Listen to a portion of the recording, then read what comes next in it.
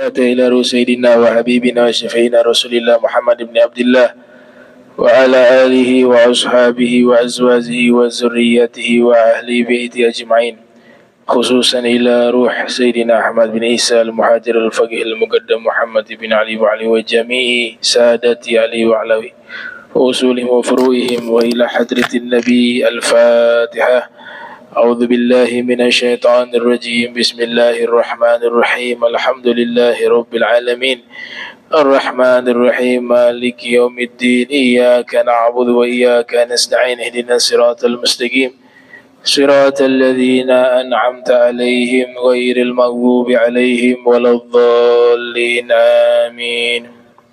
السلام عليكم ورحمة الله وبركاته. Alhamdulillah Rabbil Alamin. Allahumma salli wa sallim ala Sayyidina Muhammadin wa ala alihi wa sahbihi ajma'in. Amma ba'du. Subhanak la ilma lana illa ma'alamtana innaka antal alimul hakim. Rabbi israh li sadri wa yassir li amrin wahlul 'uqdatan min lisani yafqahu qawli wassadid lisani wahdi qalbi bihaqqi sayyidina Muhammadin sallallahu alaihi wa alihi wa barak wa sallam.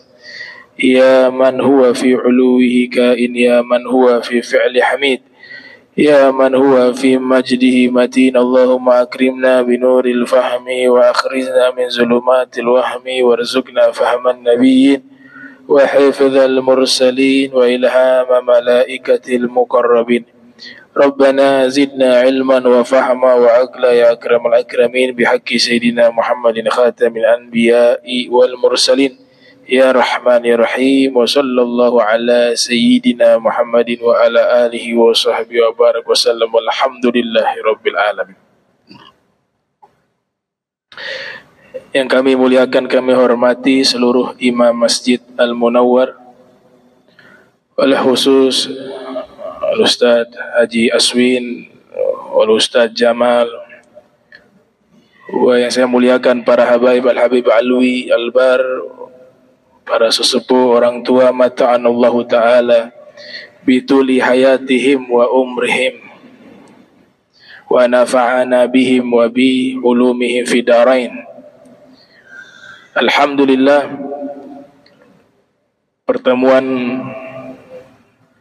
kali ini masih melanjutkan pembahasan yang sebelumnya, yaitu biografi Al-Imam At-Tabari.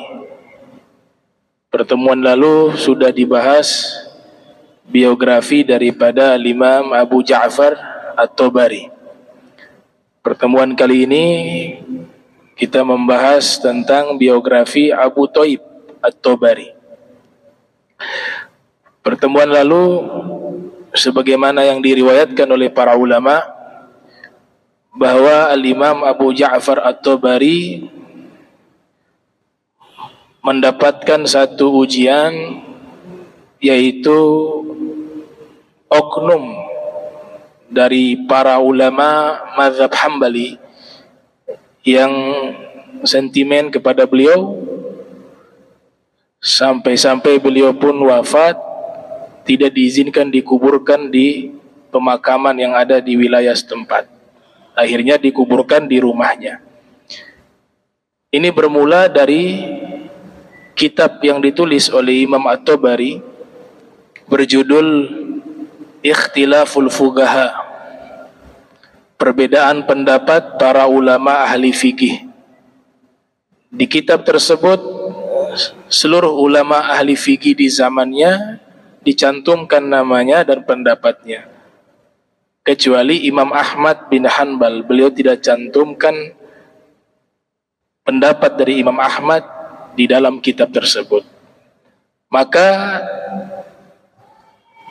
beberapa pengikut mazhab Hambali tersinggung dengan kitab tersebut.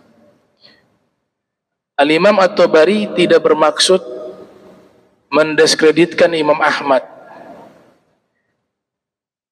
Beliau punya alasan kuat kenapa Imam Ahmad bin Hanbal tidak dimasukkan di dalam kitab perbedaan pendapat para fuqaha.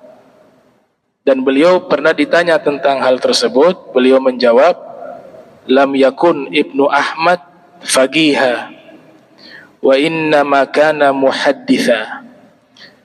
Beliau beralasan bahwa Imam Ahmad bin Hanbal itu bukan ulama ahli fikih, akan tetapi Imam Ahmad bin Hanbal adalah ulama ahli hadis.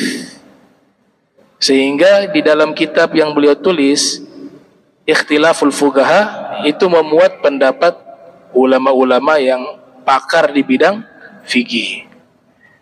Nah, itu sebab beliau tidak masukkan pendapat Imam Ahmad. Tapi justru di situ menjadi polemik. Al-Imam Abu Ja'far At-Tabari, kitab tafsirnya ini diakui oleh hampir seluruh ulama. Bahkan Al-Imam Ibnu Taimiyah yang lahir tahun 661 Hijriah, wafat 728 Hijriah, di dalam kitab Majmu' Fatawa beliau mengatakan, wa amma tafasirul lati fi aidin nas fa asahuha tafsir Muhammad ibn Jarir At-Tabari fa innahu yadhkuru maghalatis salaf bil asanidi thabitah wa laysa fihi bid'atun wa la yanqul anil muttahamin, yang artinya Ibnu Taimiyah memuji, menyanjung kitab tafsirnya Al-Imam Abu Ja'far At-Tabari. Beliau mengatakan, adapun kitab tafsir yang ada di tangan umat, yang paling terbaik kitab tafsir itu adalah kitab tafsir karya Al-Imam Muhammad ibn Jarir At-Tabari. Menurut Al-Imam Ibnu Taimiyah paling sahih dan paling baik, karena Al-Imam At-Tabari menyebutkan pendapat para ulama salaf yang sanadnya kuat, dan tidak ada di dalam kitab tersebut satu perkara bid'ah, dan beliau tidak mengutip pendapat dari orang yang tertuduh lemah, tidak fiqh. Sehingga kitab tafsir ini dijadikan rujukan oleh para ulama sejak zaman dahulu. Bahkan Al-Imam Ibnu Khuzaimah mengatakan, la a'lamu 'alal ardi a'lam min Muhammad ibn Jarir At-Tabari. Saya tidak pernah mengetahui di bumi ini ada orang yang lebih alim seperti Muhammad ibn Jarir At-Tabari. Pendapatnya Al-Imam Ibnu Khuzaimah. Wa kadzalika Al-Imam Nawawi yang lahir tahun 631 Hijriah, wafat 676 Hijriah, beliau juga menyatakan pujian kepada Imam At-Tabari dengan pernyataan, ajma'at al-ummah ala annahu lam yusannaf mithlu At-Tabari, bahwa para ulama sepakat tidak ada pengarang kitab yang lebih hebat seperti Al-Imam At-Tabari. Walhasil mereka memuji sesuatu yang layak untuk dipuji.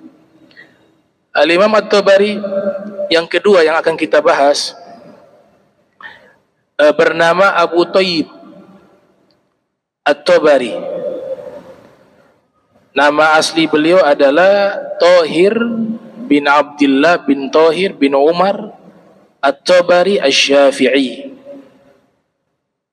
Beliau kelahiran diperkirakan pada tahun 348 Hijriah. Wafat pada tahun 450 Hijriah. Tahun wafat beliau itu bertepatan juga dengan wafatnya tokoh ulama besar mazhab Syafi'i, yaitu Al-Imam Al-Ghadi Al-Mawardi. Al-Imam Al-Ghadi Al-Mawardi beliau wafat di tahun 450 Hijriah. Tahun yang sama dengan tahun wafatnya Al-Imam Abu Thayyib At-Tabari. Al-Imam Al-Mawardi memiliki kitab yang terkenal, ya, di antaranya Al-Hawi, ensiklopedia mazhab Syafi'i. Kemudian beliau juga menulis kitab Adabud Dunya Waddin tentang ilmu akhlak.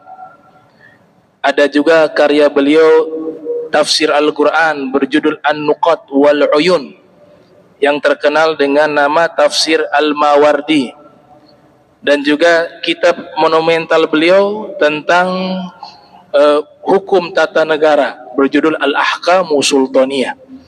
Beliau wafat di tahun 450 Hijriah, di tahun yang sama dengan wafatnya Al-Imam Abu Thaib At-Tabari. Dan di tahun itu pula lahir satu imam besar. Tahun 450 Hijriah, tahun lahirnya Hujjatul Islam Abu Hamid Muhammad bin Ahmad Al-Ghazali At-Tus, yang kita kenal dengan nama Al-Imam Al-Ghazali. Lahir 450 Hijriah, wafat 505 Hijriah. Al-Imam Abu Thaib At-Tabari lahir di kota Amul, Tabaristan, sama seperti tempat lahirnya Abu Ja'far At-Tabari. Tapi beliau pindah ke Baghdad, tinggal di Baghdad dan meninggal di Baghdad. Beliau disanjung oleh Ibnu Khilqan dalam kitab Wafayatul A'yan, dan ulama-ulama lain juga menyanjung beliau sebagai Al-Imam Al-Ghadi Asy-Syafi'i, seorang imam, hakim dan ulama mazhab Syafi'i. Kana thiqatan, orang terpercaya, shadiqan, jujur, dayanan, soleh, religius, ya, dayanan, wari'an, orang yang sangat warok, husnal khuluq, akhlaknya baik, ya, husnal khuluq, sahihal madhab, benar madhabnya. Nah, itu pujian kepada Al-Imam Abu Thaib At-Tabari. Bahkan dikatakan beliau,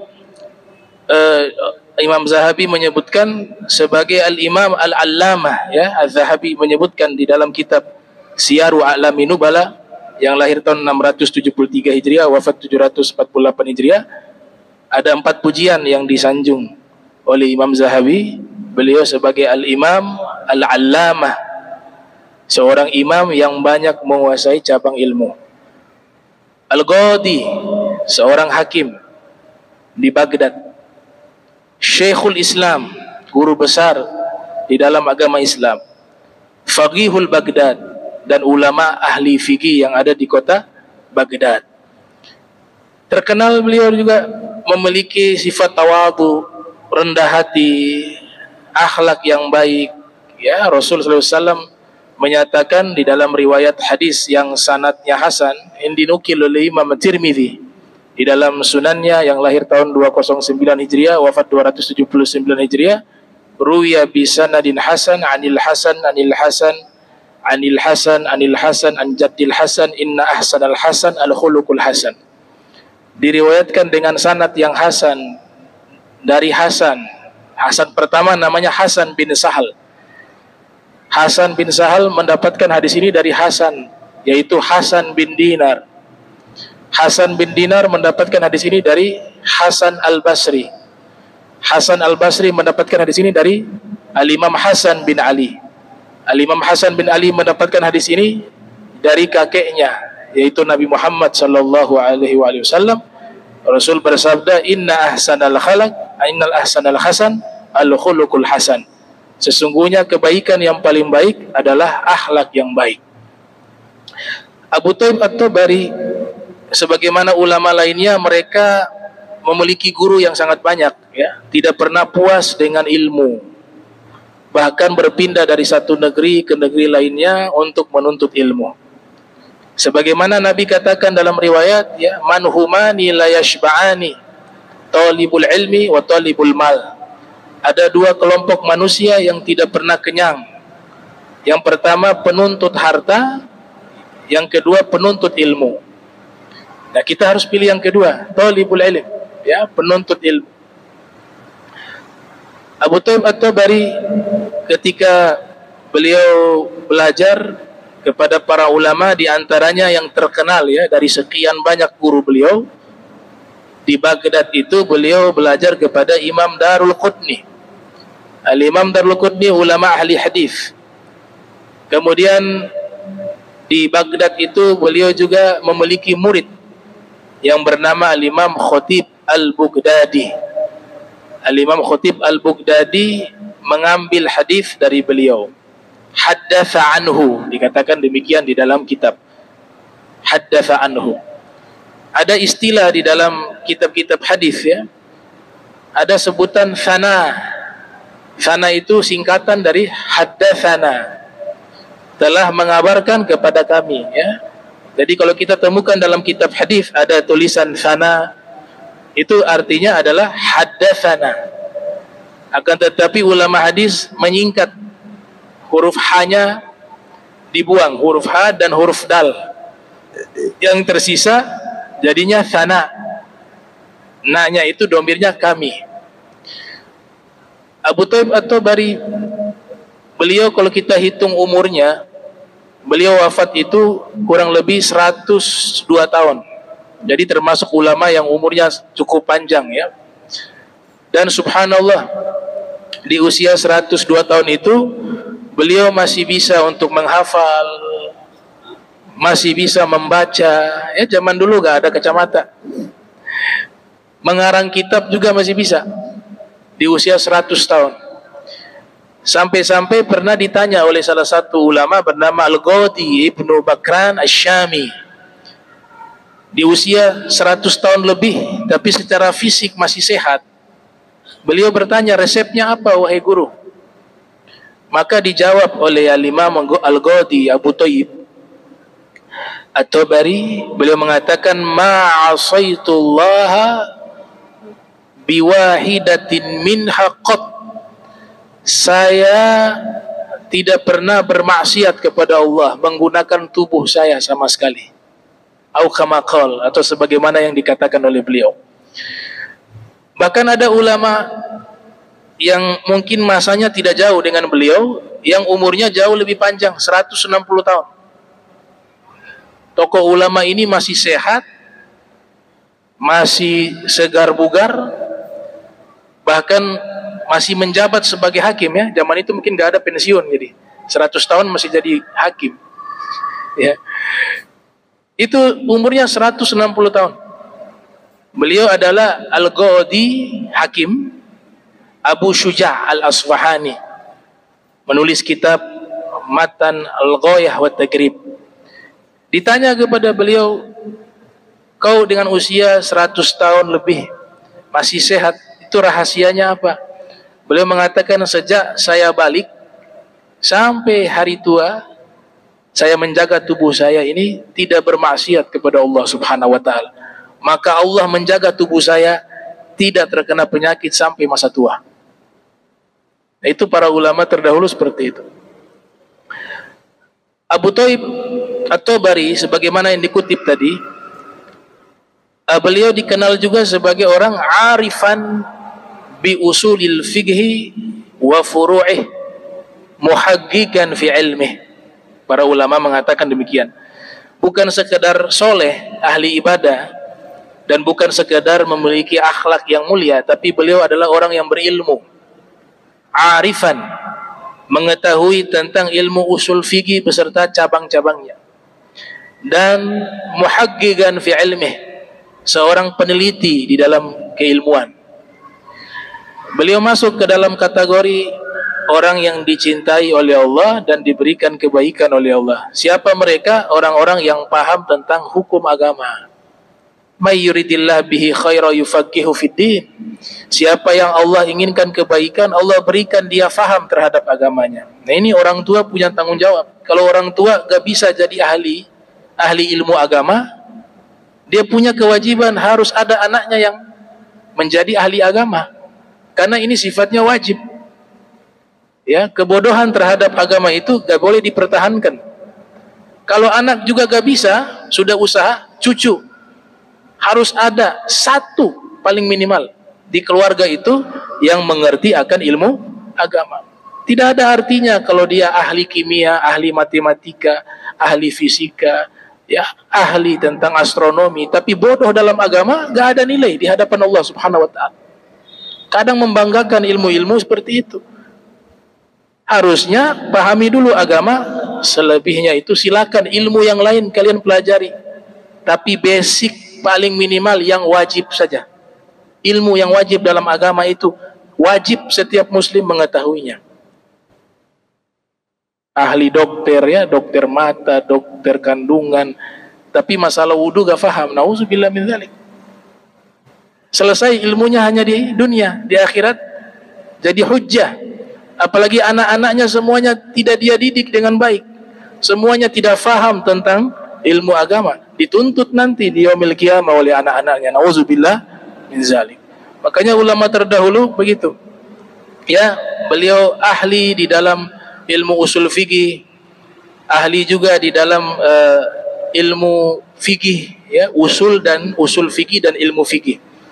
Kemudian beliau ini punya kelebihan, apabila beliau dapati ada satu hadis yang beliau meragukan ini hadis Nabi atau bukan, itu biasanya beliau bermimpi berjumpa Rasul Muhammad SAW. Disebutkan di dalam hadis yang sahih riwayat Imam Bukhari yang lahir tahun 194 Hijriah, wafat 256 Hijriah, bahwa Nabi bersabda, man ra'ani fil manami fasayarani fil yadgha fa inna syaitan la yatamatsalu bi. Wa fi riwayah la yatamatsalu syaitanu bi. Siapa yang mimpi melihat aku, maka dia akan melihat aku dalam keadaan terjaga, yadgha, dan setan tidak bisa menyerupai diriku. Itu sighah ada di dalam Sahih Al-Bukhari. Kalau di dalam Sahih Ibn Hibban yang lahir tahun 270 Hijriah, wafat 354 Hijriah, sighahnya agak sedikit berbeda. Ya, man ra'ani fil manami faqad ra'ani haqqan wa inna syaitana la yatashabbahu bi. Siapa yang bermimpi melihat aku, maka dia benar-benar melihat aku, kata Nabi Muhammad SAW. Karena syaitan tidak bisa menyerupai diriku. Al-Imam Abu Taib At-Tabari pernah bingung dengan satu hadis. Yang hadis itu teksnya adalah nadarullahu mra'an sami'a maqalati fawa'aha fa'addaha kama sami'aha. Semoga Allah berikan cahaya kepada seseorang yang menghafal ucapanku, sabdaku, kata Nabi Muhammad SAW. Kemudian dia tunaikan hadis tersebut sebagaimana yang ia dengar. Al-Imam Abu Taib At-Tabari waktu itu masih bingung ini hadis Nabi atau bukan, masih meragukan. Maka di malam harinya tatkala beliau tidur, beliau bermimpi berjumpa Nabi Muhammad sallallahu alaihi wasallam. Kemudian beliau bertanya kepada Rasulullah, wahai Rasulullah, apakah benar ini sabda engkau atau bukan? Yaitu Allah memberikan, semoga Allah memberikan cahaya kepada seseorang yang menghafal sabdaku, kemudian dia tunaikan sebagaimana dia dengar. Maka Nabi menyatakan, na'am, benar itu sabdaku. Akhirnya beliau masukkan sebagai hadis yang sahih dari Nabi Muhammad sallallahu alaihi wasallam. Nah, metodologi ini memang tidak digunakan di dalam ilmu hadis, ya. Yang namanya hadis penilaiannya itu harus sanad, ya, bukan lewat mimpi. Tapi kalau kalangan tertentu, ya mereka punya namanya satu pengalaman spiritual, dan mereka yakini hal itu sebagai sesuatu juga yang bisa diperhitungkan menurut mereka. Tapi kalau secara intelektual, keilmuan hadis, nah metode itu ditolak dari manhajul muhadditsin, ya, metode para ahli hadis. Tapi kalau manhajul asfiya, metode para sufi atau ahli hadis yang sufi, itu menjadi perhitungan di dalam penilaian hadis. Karena Nabi katakan, kalau mimpi melihat aku, itu adalah sesuatu yang benar, sehingga diyakini, ya, kalau Nabi katakan itu hadis saya, berarti itu hadis. Syekh Ali Jum'ah mengatakan, kecuali mendengar. Kalau hanya mendengar tanpa melihat wujud Nabi, di situ kata beliau, syaitan bisa menyerupai suara Nabi. Karena di hadis itu yang disebut oleh Nabi tidak bisa menyerupai wujud. Karena kalau melihat itu berarti secara wujud. Kalau suara berarti mendengar. Nah, sehingga kepastian mimpi itu apakah bertemu Nabi atau tidak, tentu harus dilihat secara fisik dalam mimpi tersebut, juga sabda yang Nabi sampaikan. Ulama terdahulu seperti itu. Ada beberapa di antara ulama yang mereka kesulitan meneliti hadis ini sumbernya dari mana. Dan mereka adalah orang yang soleh, yang punya ittisal dengan Nabi, punya hubungan dengan Nabi, sangat kuat kecintaannya kepada Rasul SAW. Itu akhirnya Nabi berikan jawaban lewat mimpi. Sehingga dikatakan, idza ashqala alayya al-hadis sa'altu Rasulullah mubasharatan. Kalau ada hadis yang sulit saya mengetahuinya, maka saya bertanya kepada Nabi Muhammad sallallahu alaihi wasallam. Itu kebanyakan lewat fil manam, lewat mimpi. Abu Thaib At-Tabari, kalau kita ingin melihat kemuliaan beliau, cukup kita lihat salah satu murid beliau. Kalau mau lihat ini gurunya luar biasa, maka dilihat ini muridnya siapa. Kalau muridnya sudah luar biasa, sudah hebat, bagaimana gurunya? Nah, salah satu murid daripada Abu Thaib At-Tabari bernama Al-Imam Abu Ishaq As-Sayrazi, yang lahir tahun 393 Hijriah, wafat 476 Hijriah. Lahir di Fairuz Abadi, meninggal di Baghdad. Beliau adalah ulama besar mazhab Syafi'i yang menulis kitab Al-Muhadzab. Kitab Al-Muhadzab adalah kitab fikih mazhab Syafi'i. Selesai ditulis oleh Imam Abu Ishaq Asy-Syirazi sebagaimana yang diceritakan oleh Al-Habib Zain bin Smith bin Ibrahim dalam kitab Al-Manhajus Sawi. Selesai menulis kitab Muhadzab, malam itu juga beliau bermimpi berjumpa Rasul SAW. Kemudian beliau membawa kitabnya. Dia katakan, wahai Rasul, ini kitab saya menulis, isinya adalah syariat Islam, syariatmu wahai Rasul. Kemudian Nabi katakan, kalau begitu kau baca. Kata Nabi, bacalah kitabmu itu di hadapanku. Maka Al-Imam Abu Ishaq Asy-Syirazi mulai membaca dari awal sampai akhir. Ya, dalam mimpi kan jadi singkat. Dibaca dari awal sampai akhir, selesai baca kitab tersebut di hadapan Nabi Muhammad sallallahu alaihi wasallam. Lantas Nabi menjawab mengatakan, hadhihi syariati ya Syekh. Inilah syariatku wahai Syekh. Di situ ada dua kemuliaan ya. Yang pertama, Nabi menyatakan syariat yang aku bawa itu ada di kitabmu Al-Muhadzab. Al-Muhadzab kitab kumpulan fatwa hukum mazhab Syafi'i. Kemudian kemuliaan kedua, Nabi memberikan gelar kepada beliau dengan sebutan Syekh. Tapi bukan Syekhi ya. Kalau Syekhi gak boleh. Kalau Syekhi berarti Nabi katakan engkau guruku, itu gak boleh. Tapi Nabi katakan ya Syekh, wahai guru, artinya guru untuk umatnya yang hidup semasa dengannya khususnya. Kalau Nabi gak ada guru, guru Nabi Allah Subhanahu wa taala. Kitab ini Al-Muhadzab menjadi perhatian khusus dari ulama setelahnya, yaitu Al-Imam Nawawi yang lahir 631 Hijriah, wafat 676 Hijriah. Al-Imam An-Nawawi memberikan komentar dan keterangan terhadap kitab Al-Muhadzab. Itu beliau tulis kitab berjudul Al-Majmu' ala Syarh Muhadzab. Berapa lama beliau menulisnya? 31 tahun. Selama 31 tahun menulis kitab Syarah Al-Muhadzab, Al-Majmu'. Al-Imam Az-Zahabi di dalam kitab Siyaru A'lamin Nubala juga mengutip bahwa Al-Imam Abu Thaib At-Tabari ini punya selera humor juga. Punya selera humor.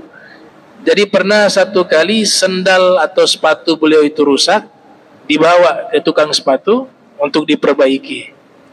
Ternyata dikasih tempo waktu sekian hari, nanti kembali sudah kembali sepatu itu sudah diperbaiki atau sendal itu diperbaiki. Ternyata 3 hari berikutnya sebagaimana yang sudah dijanjikan, datang Al-Imam Abu Thaib At-Tabari. Dia meminta itu, bagaimana sudah jadi sepatu saya? Dilihat ternyata masih dicelupkan di air, mungkin pewarna atau bagaimana atau sejenisnya. Kata tukang sepatu itu, oh masih belum, kan sudah janji berapa hari, 3 hari saya datang, 3 hari ini ternyata belum. Dia bilang nanti 3 hari lagi dah. Baik. Beliau ini sibuk sedang mengajar, lagi menulis kitab. harus bolak-balik mengurus sepatu yang rusak. Datang lagi hari ketiga, sudah 6 hari berarti. Hari ketiga berikut datang, bagaimana, sudah jadi? Masih belum. Lihat juga masih di tempat air tadi, masih di tempat mencelupkan itu. Dia bilang 3 hari lagi dah. Terakhir nih, dia bilang terakhir ya, 3 hari ya. Balik lagi pulang. 3 hari berikutnya datang lagi. Lihat lagi, mana sudah jadi sepatu saya? Dilihat masih juga di tempat mencelupkan itu, pewarna. Akhirnya beliau bukannya marah, tapi beliau bercanda. Beliau bilang, saya ke sini untuk memperbaiki sepatu saya, bukan untuk kamu mengajarkan sepatu saya cara berenang. Ya. Itu sudah berapa hari berenang terus di situ. Akhirnya mulai hari itu dia perbaiki, diberikan kembali kepada Al-Imam Abu Thaib At-Tabari. Abu Thaib At-Tabari, beliau punya beberapa fatwa yang diterangkan oleh para ulama yang berbeda dengan fatwa mayoritas ulama Syafi'i, sekalipun beliau bermazhab Syafi'i. Di antara fatwa beliau yang berbeda dengan mayoritas ulama Syafi'i, sedangkan beliau adalah ulama Syafi'i, yaitu tentang hukum khurujul mani. Khurujul mani yanqudul wudu, kata beliau. Air mani yang keluar itu membatalkan wudu. Kalau mazhab kita mayoritas ulama, air mani yang keluar itu tidak membatalkan wudu. Seandainya kita dalam keadaan berwudu, ya, segala sesuatu yang keluar dari 2 lubang, kubul wa dubur, lubang depan dan belakang, segala sesuatu itu membatalkan wudu. Kencing membatalkan wudu, buang air besar membatalkan wudu, keluar cacing membatalkan wudu, keluar apapun itu membatalkan wudu. Mazhab Syafi'i, illa maniyah, kecuali keluar air mani. Air mani keluar tidak membatalkan wudu, tapi mewajibkan mandi janabah. Dia hadas besar. Itu mayoritas ulama Syafi'i berfatwa demikian. Nah, Al-Imam Abu Thaib At-Tabari, beliau berbeda dalam masalah ini. Kata beliau, khurujul mani yanqudul wudu. Air mani yang keluar itu membatalkan wudu, menurut beliau. Kemudian di mazhab Syafi'i, status air mani itu suci. Air mani itu suci. Seandainya ada bekas air mani di sarung kita gunakan sholat, suci. Menurut mazhab Syafi'i, mayoritas ulama.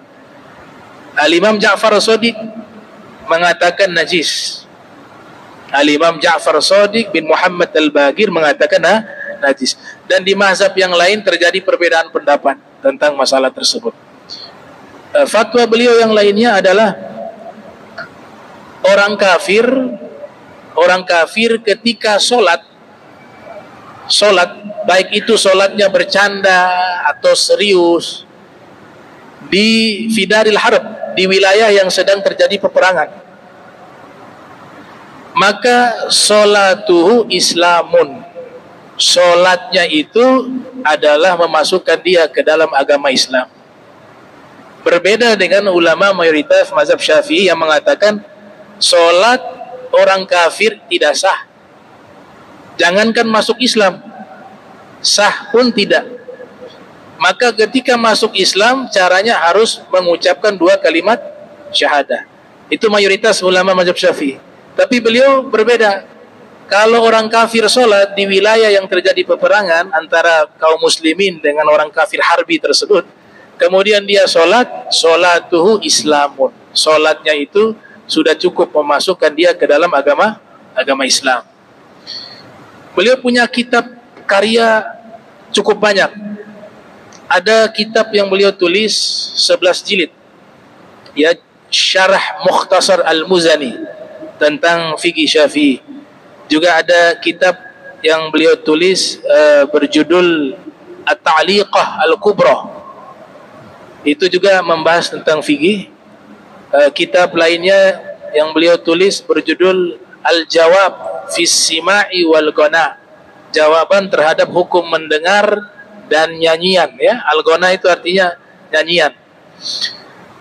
Di dalam hukum Islam, kalau bicara tentang hukum mendengar, itu selalu urutannya paling awal. Misalnya dalam Al-Quran, wala taqfu ma laisa laka bihi ilmun inna sam'a wal basara wal fuada kullun ulaika kana anhu mas'ula. Jangan kamu mengikuti sesuatu yang tidak kamu ketahui. Sesungguhnya pendengaran, ya Allah sebutkan apa dulu? Pendengaran. Sesungguhnya pendengaran, penglihatan dan hati, semua itu akan diminta tanggung jawab oleh Allah Subhanahu wa taala. Jadi hukum mendengar ini, mendengar, melihat dan hati, itulah objek hukum di dalam hukum Islam. Ada satu bab ya, bab ini jarang dibahas oleh para dai, jarang dibahas oleh para ulama karena memang dia masuk di hukum fikih muaqabah, yaitu hukum bersaksi. Hukum bersaksi. Al-Imam Ar-Ruyani dalam kitab Bahrul Madhab menyebutkan hukum bersaksi itu dibagi 3. Yang pertama, yahtaju ilaihi al-basar duna sam'. Bersaksi cukup dengan apa? Dengan melihat, tidak perlu mendengar. Apa kesaksian tersebut? Menyaksikan pembunuhan dalam hukum Islam. Kita gak perlu mendengar diskusi antara mereka, cukup kita melihat terjadi pembunuhan, penglihatan kita itu sudah cukup menjadi saksi. Dan hakim tidak boleh menanyakan, kamu dengar tidak mereka bertengkar, apa yang mereka ucapkan? Ini dalam hukum Islam ya. Cukup dia melihat, sudah cukup menjadi saksi. Itu dalam apa? Kasus pembunuhan. Yang berikut perzinahan. Nah, perzinahan juga itu harus disaksikan dengan mata. Kalau hanya sekedar mendengar saja, gak boleh. Lihat terjadi hubungan biologis tersebut, dan itu harus lebih dari 1 orang. Maka dengan melihat itu, tanpa dia mendengar, penglihatannya bisa menjadi saksi di dalam pengadilan Islam. Yang berikut juga apa? Pencurian. Melihat orang mencuri, dia melihat itu sudah cukup menjadi saksi. Berarti hukum pertama kesaksian cukup dengan melihat sekalipun tidak mendengar. Kesaksian yang kedua, yahtaju ilahi as-sam'u wal basar. Harus melihat dan mendengar. Tidak cukup hanya melihat dan juga tidak cukup hanya mendengar. Kasus ini terkait masalah apa? Aqdun nikah, saksi terhadap akad pernikahan. Makanya saksinya harus hadir. Dia harus melihat prosesi pernikahan tersebut dan juga harus mendengar apa? Ijab qabul. Yang kedua, aqdul bai', akad jual beli. Itu harus melihat dan mendengar. Yang ketiga, iqa'u talaq, yaitu lafaz menceraikan. Ada suami ingin menceraikan istrinya. Nah, itu harus ketika dia lafadzkan, istrinya itu harus melihat dan mendengar. Kalau tidak melihat dan tidak mendengar, maka tidak bisa dijadikan saksi. Atau orang yang hadir. Yang hadir nanti dibawa ke pengadilan, dia katakan bahwa saya menjadi saksi, dia menceraikan istrinya. Maka dalam hukum Islam, hakim itu akan bertanya, kamu melihat? Iya, saya melihat. Mendengar dia ucapkan itu? Saya mendengar. Nah, itu harus dua-dua, gak boleh satu. Gak boleh hanya melihat dan tidak boleh hanya mendengar. Dan kesaksian yang ketiga ini kesaksiannya la yahtaju ilaihi as-sam'u walal basar. La yahtaju ilaihi sam'u walal basar, yaitu kesaksiannya tidak perlu didengar juga dan tidak perlu harus melihat. Jadi kesaksiannya itu cukup dengan apa? Tazakhurul akhbar, yaitu sangat populer berita tersebut yang sudah diriwayatkan oleh kelompok masyarakat dengan jumlah yang sangat besar, yang tidak mungkin ada kedustaan dalam masalah tersebut, yaitu kesaksian tentang nasab seseorang. Nah, nasab seseorang itu gak perlu dilihat, gak perlu didengar. Sudah turun-temurun, ratusan ribu manusia sudah bersaksi, kita hukumnya haram mengingkarinya. Karena sudah terkenal. Itu dalam ilmu nasab namanya al-istifadah wa syuhrah. Ya, asy-syuhrah wal istifadah. Nah, ini biografi singkat tentang ulama yang bernama Abu Thaib At-Tabari. Fa insyaallah pertemuan berikut kita lanjutkan pembahasan Al-Imam At-Tabari yang ketiga ya. Ini Imam At-Tabari 3 orang tuh. Yang pertama namanya Abu Ja'far At-Tabari. Yang kedua namanya Al-Imam Abu Thaib At-Tabari, dan yang ketiga bernama siapa? Muhibbuddin At-Tabari ya. Yang Muhibbuddin At-Tabari kita bahas di pertemuan berikutnya. Fa insyaallah mudah-mudahan kita diberikan sehat wal afiah wa rahmat, turun hujan, doa diijabah oleh Allah Subhanahu wa taala. Mudah-mudahan semuanya diberikan kesehatan, sehat wal afiat, diluaskan rezekinya zahiran wa batinan, diberikan istiqamah fi ta'ah wal ibadah, diwafatkan dalam keadaan husnul khatimah setelah panjang umur, sehat wal afiat. Allahumma jam'ana hadza jam'a marhuma wa tafarraqna ba'da tafarruqan ma'suma wa la tajal minna wa la minna syakila mahruma. Subhanaka bihamdika asyhadu an tastaghfiruka wa atubu ilaik. Wa sallallahu sayyidina Muhammadin wa ala alihi wa sahbihi wa barak wa sallam. Wa lafu minkum wassalamu alaikum warahmatullahi wabarakatuh.